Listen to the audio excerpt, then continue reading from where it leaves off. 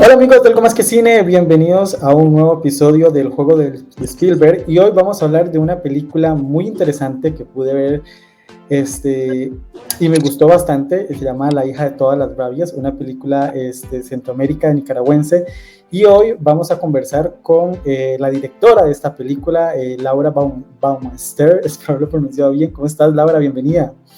Gracias, aquí estamos muy bien en Costa Rica.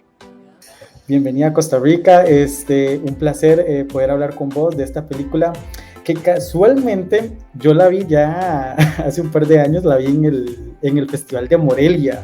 Recuerdo que la vi ahí. ¿Cómo ha sido toda esta experiencia desde haber estrenado la película en diferentes festivales hasta llegar a cines? Ahora, bueno, aquí en Costa Rica, sé que ya pasó por México. ¿Cómo ha sido toda esta experiencia para vos?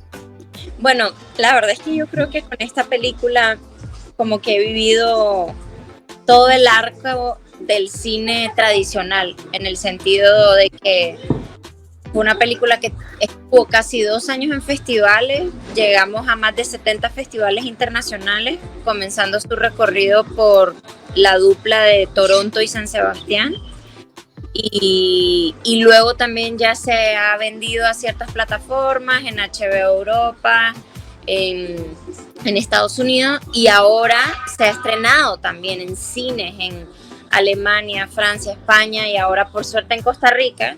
Entonces, no sé, ha sido, pues imagínate, como vos decís, vos viste esta película, creo que fue, me imagino que habrá sido en el 2022. Sí, en el 2022, en sección oficial. 2022, exacto. Sí, sí, imagínate. Y estamos ahorita en salas en Costa Rica, o sea, hace una peli que no quiere morir. No, y es buenísima, porque muchas películas normalmente tienen solo un año de vida y se acabó, pero como digo, esta película la vimos la pude ver en el 2022 y ahora estamos en el 2024 y seguimos hablando de ella.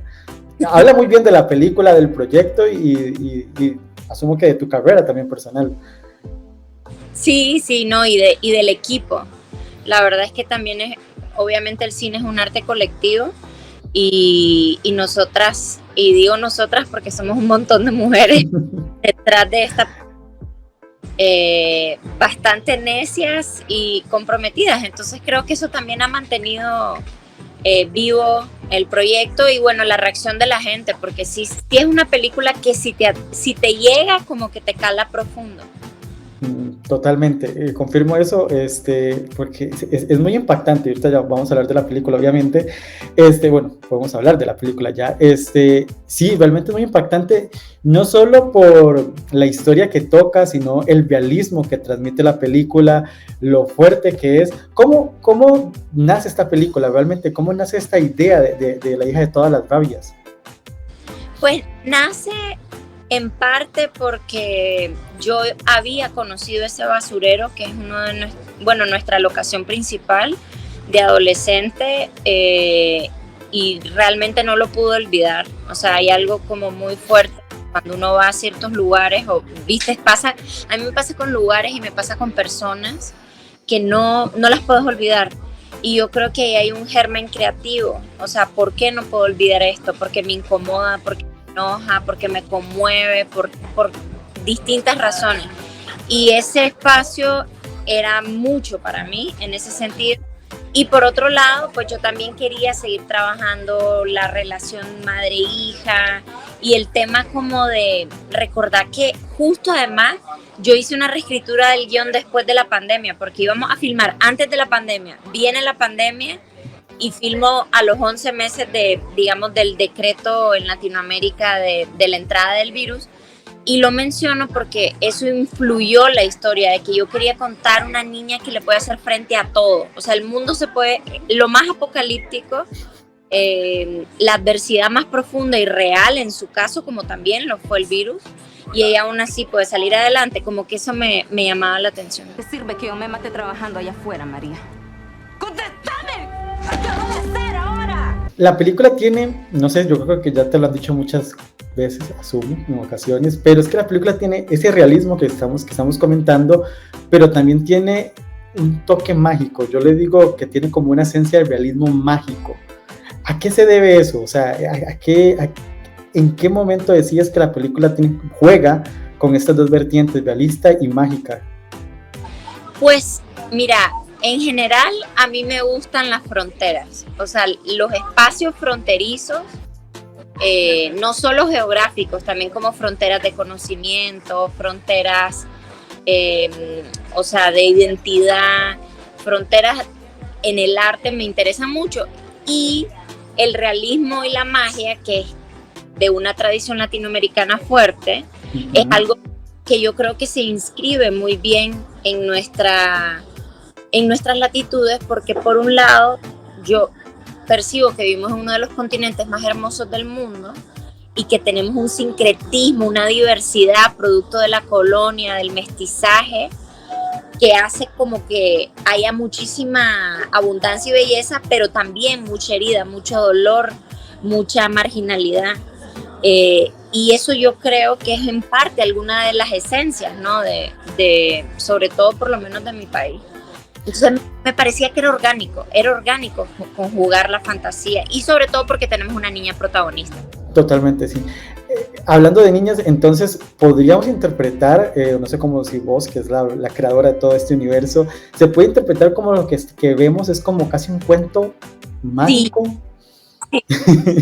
Nosotros hablábamos mucho de la palabra un cuento oscuro con tintes de fantasía. O sea, y era ese tema como de que sí hay una oscuridad, y la oscuridad es la realidad, imagínate. O sea, lo real es lo oscuro, y lo que te hace como salirte de eso es la fantasía a través de la mente de la niña. ¿Y por qué decides jugar con esta temática de que la mamá tiene que abandonar a la niña en este lugar? O sea, ¿en qué momento decides cruzar este detalle? Porque puede ser uno de los temas más controversiales, o un poco los temas que se te quedan más en la memoria, no sé, se puede interpretar como abandono infantil. O sea, ¿en qué momento decides también tocar este tema tan interesante, tan importante al mismo tiempo?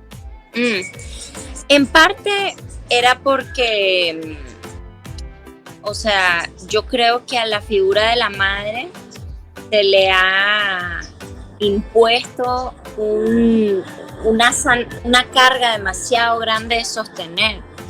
O sea, que es la carga de que si rompes ese vínculo sos la peor persona del mundo. Y a mí, digamos, como feminista, no es que yo agradezco que mi madre me ha amado y yo amo a mi madre, ¿verdad? Pero como feminista también me interesa cuestionar esos arquetipos. Y yo estaba pensando en eso, o sea, ¿qué pasa si una madre abandona a su hija? O sea, ¿qué significa eso? ¿Y en qué contexto de repente lo podríamos entender? Y yo traté de dibujar un contexto en donde es tan fuerte la adversidad y tan fuerte el peligro a la que ambas están expuestas, que el abandono no es por elección, sino que es casi por sobrevivencia.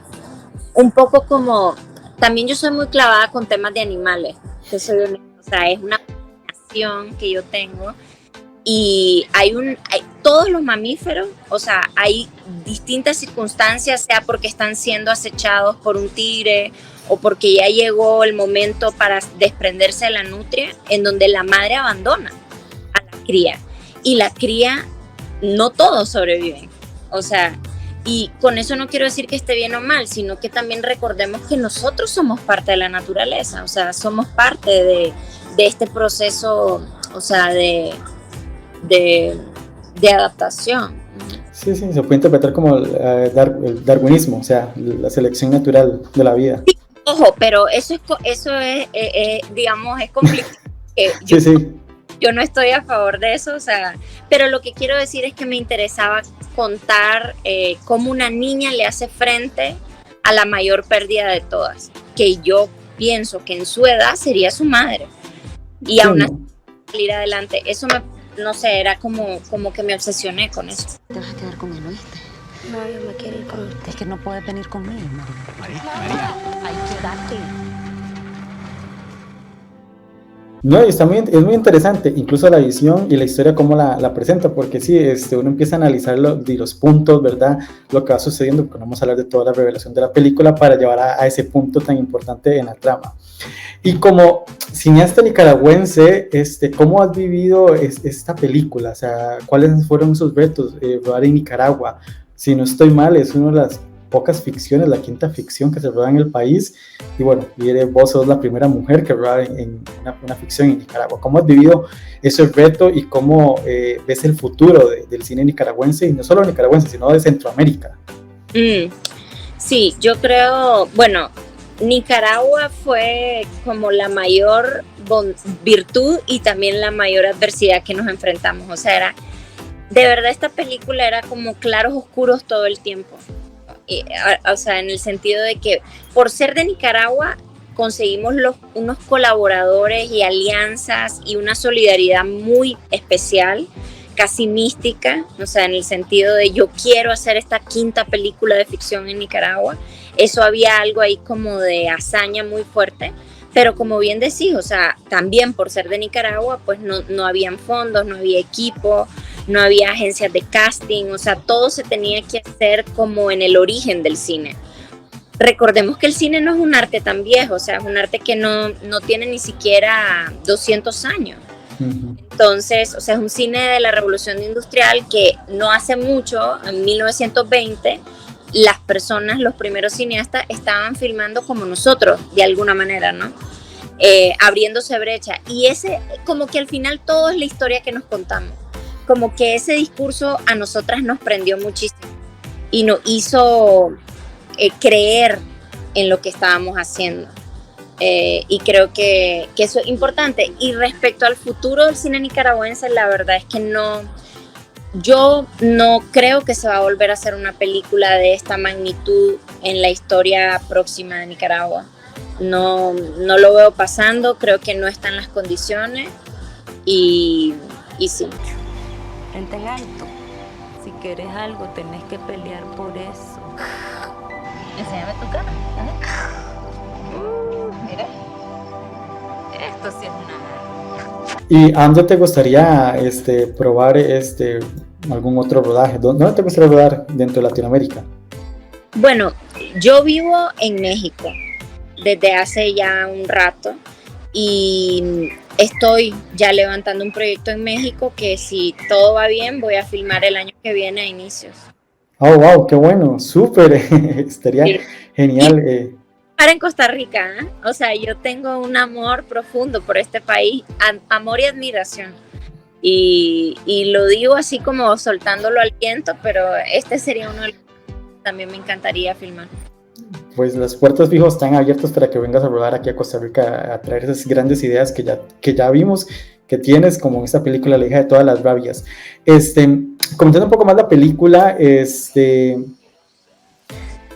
¿cómo crees que ha tomado la gente que ha visto la película? ¿Cuál ha sido la reacción de la gente? O sea, ¿qué es lo más wow, si se puede decir, que te han dicho sobre la película o algún comentario que te ha dejado? Mira, ahorita que dijiste que es lo más guau que te han dicho, recuerdo dos muy distintos. Uno fue una mujer en el festival de Miami, que ahí hay una comunidad nicaragüense bien grande, y esta mujer es dueña en Miami de una fritanga en el barrio cubano, y ella cuando acabó la función se me acercó llorando y me dijo que esa era su historia, o sea, que esa era su historia.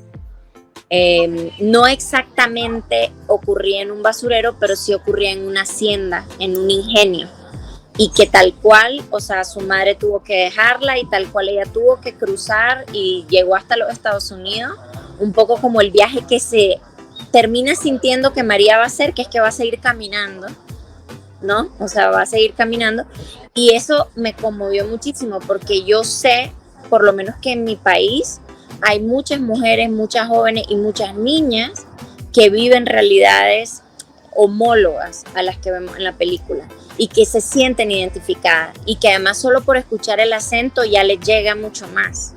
Como que hay algo con la voz que es muy primario. El acento es una cosa muy primaria y te remite y te recuerda a tu infancia y todo. Esa me recuerdo así muy fuerte. De hecho, acabando la proyección me invitó a mí, a todo el crew, a comer a la fritanga y fue increíble. Y luego la otra fue en Corea, en el sí, en Corea del Sur, una señora mayor con su esposo, no sé, habrán tenido no sé cuántos años, porque la verdad con los asiáticos son muy comeaños, pero eran mayores, eran personas mayores. Y se me acercaron, bueno, había un traductor todo el tiempo, pero básicamente me contaron que tocó vivir la reconstrucción de Corea después de la guerra, y que había un plato en Corea, que luego yo lo fui a comer también, que se creó por los desechos de las bases norteamericanas de los militares, en donde todo lo que los militares gringos, porque habían bases durante la guerra de Corea, tiraban, los coreanos, que estaban súper golpeados por la guerra, los recogían y los armaban en una gran sopa ecléctica, y que ellos me querían decir que eso que ellos veían en esta película, si bien Corea ya no tiene nada que ver con esa realidad, ellos, su generación, la había vivido. O sea, que esto es algo que pasa en muchos países. El tema de la marginalidad, el tema de ser como una sociedad que vive de los desechos. Y eso también me acuerdo que me llegó mucho, porque yo dije, mira, estos señores mayores, o sea, como recordando algo que ellos hicieron de niños por mi película hecha en Nicaragua. Me pareció maravilloso. Wow, sí, es que es que el cine tiene eso, que cruza fronteras y transmite emociones y realismo que uno ni siquiera se imagina que pueda ocurrir, como dices vos, en Corea. Sí. Corea, otra sociedad, otro mundo muy diferente a Latinoamérica.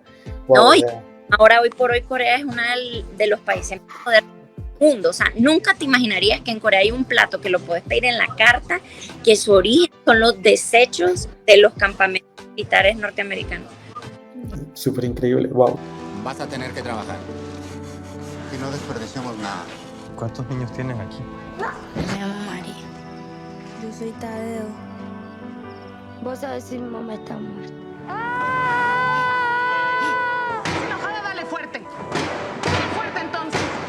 ¿Y cómo ves ahora que llega aquí ya a salas comerciales a Costa Rica? Porque el año pasado estuvo aquí en el Cerefic y ahora ya llega a salas comerciales. ¿Cómo crees que va a ser la reacción del público costarricense, y sabiendo que aquí en Costa Rica también hay una gran comunidad nicaragüense? Pues fíjate que yo creo que la gente va a conectar, porque ya cuando la proyectamos en el Festival de Costa Rica, vimos que la película movía sensibilidades, o sea, como que había mucho entusiasmo alrededor de la película. De hecho, fue por las proyecciones del festival que, junto con mi productora, la que fue la line producer de la película, que se llama Dinga Hines, que es una costarricense, decidimos, no, hay que sacarla en cines acá, porque fue tan bonita la recepción que eso nos animó. Entonces, no sé, yo la verdad que con que la gente conecte, y sobre todo con que nicas la puedan ver, me doy por bien servida. Pero creo que va a tener su recorrido bonito. Pregunta $1.000.000. ¿Ya se exhibió en Nicaragua o se va a exhibir en Nicaragua? Aún no se exhibe en Nicaragua, no, y no hay fechas para cuando la exhibiríamos. Qué lástima. Que sería una experiencia riquísima para que el pueblo nicaragüense la pudieran ver y la puedan apreciar también. Totalmente, sí, ganas, o sea, sobran, son otras las complicaciones. Me imagino, pero Laura, un gustazo conversar con vos. Ojalá que este nuevo proyecto, no sé si nos puedes comentar algo o todavía no se puede comentar de lo que estás trabajando. ¿Te viene? Bueno, sí, te comento, se llama Lo que sí muerte, y es un cuento neogótico. Wow. Entre una inmigrante nicaragüense que está cruzando el territorio mexicano y en una noche de luna llena se pierde en el desierto y termina cayendo en un rancho donde trasquilan y venden lana de ovejas, y se enamora de la única mujer de todo el rancho, quien la ayuda, digamos, a sanar y a curarse y a seguir su camino. Entonces es una versión lésbica del mito del hombre lobo.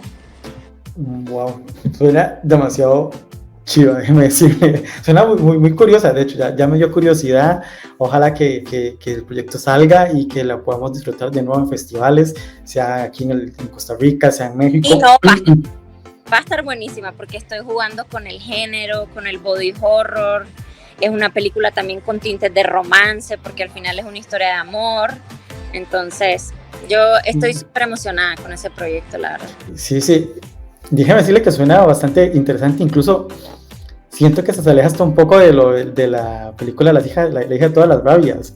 Eso me llama muchísimo la atención. Sí, o sea, si te fijas es una continuación de La Madre. Ajá. O sea, viste que yo hice en La Madre hay una, que no lo quiero decir, pero vos ya que la viste te acordás. Sí, totalmente. Yo quedé fascinada con la metamorfosis. O sea, fue como que filmamos esa escena, que de hecho la filmamos el último día de rodaje y era la escena final de la película, la de la mujer gata. Uh-huh. Y yo dije, ¿por qué no hice toda una película sobre esto? Se te quedó ahí la pincelada, como, mira, aquí sale una idea. Quiero hacer una película completa de metamorfosis. No, como le digo, suena muchísimo genial, o sea, demasiado padre. Ojalá que pueda salir adelante el proyecto y lo que vamos a disfrutar igual en la pantalla grande, sea en diferentes lugares del mundo, pero que siga. Y me encanta tu voz, me encanta tu forma de contar estas historias. Bueno, esta que vimos y lo que me cuentas de la próxima suena increíble. Así que muchísimas gracias, Laura, por acompañarme en este espacio, en este tiempo, y que podamos seguir platicando en el futuro de este otro proyecto y muchísimos más, y que esto apenas sea solo el inicio.